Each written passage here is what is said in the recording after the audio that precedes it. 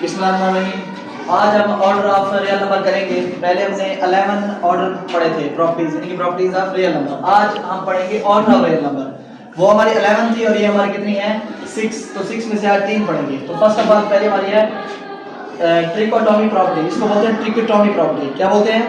Trichotomy property. इसमें हम ये देखेंगे कि ए भी हमारे पास एक नंबर है, तो रियल नंबर है जो कि आपको पता है।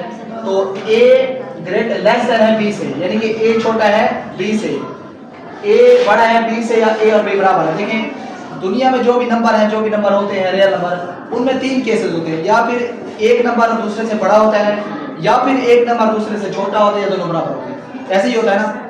मिसाल के तौर पर हम लेते हैं मिसाल 3 हमारा 4 से बड़ा है, छोटा है 3 4 से छोटा है, ठीक है।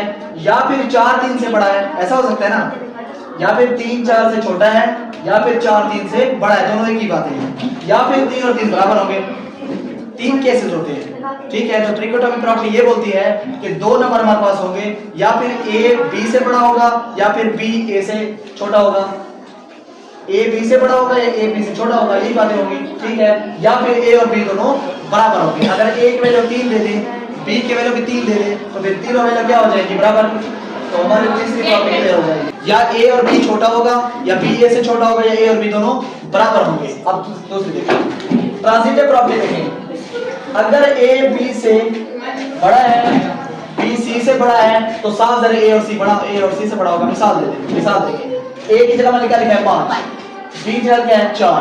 मुझे पता है 5 4 से बड़ा है, लेकिन 4 3 से बड़ा है, तो 5 और 3 क्या होंगे? इसको कंपेयर करेंगे ना। देखें 5 4 से बड़ा है, तो फिर 4 3 से बड़ा है, तो डेफिनेटली 5 और 3 बड़ा होगा।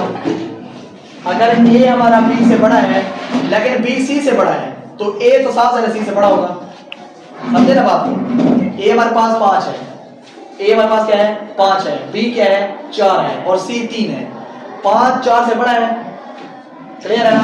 4 3 से बड़ा है, तो साफ जरा 5 भी 3 से बड़ा होगा। समझे ना बात को? अब एक ए है, उसकी वैल्यू 5 है। 5 4 से बड़ा है छोटा है? बड़ा है। तो फिर 4 3 से बड़ा है छोटा है? तो 5 तो 3 को भी मुकाबला करना पड़ेगा ना। अगर 5 और 4 का कंपैरिजन किया है, 4 और 3 का कंपैरिजन किया है, तो फिर 5 और 3 का कंपैरिजन भी करेंगे, तो फिर 5 भी 3 से बड़ा होगा। तो यही हमारी ट्रांजिटिव प्रॉपर्टी ये कहती है कि ए बी से बड़ा है, बी सी से बड़ा है, और ए सी से बड़ा है। क्लियर?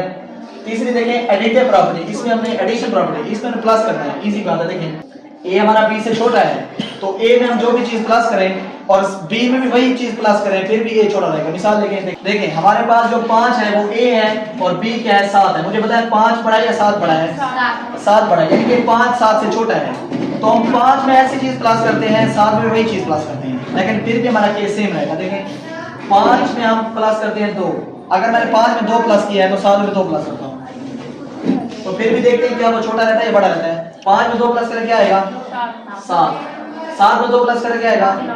फिर भी हमारी प्रॉपर्टी सेम है।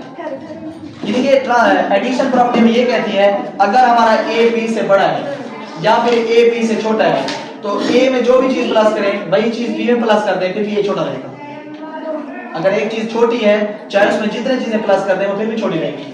अब ए हमारा बी से छोटा था ना, हमने ए में प्लस किया है 2, बी में भी 2 प्लस किया है, 5 और 2 7, 7 और 2 9, फिर भी बी में बड़ा रहेगा। नहीं समझ आ रही बात? क्लियर? तो ये 3 प्रॉपर्टीज है, नेक्स्ट 3 पढ़ेंगे। Thank you so much.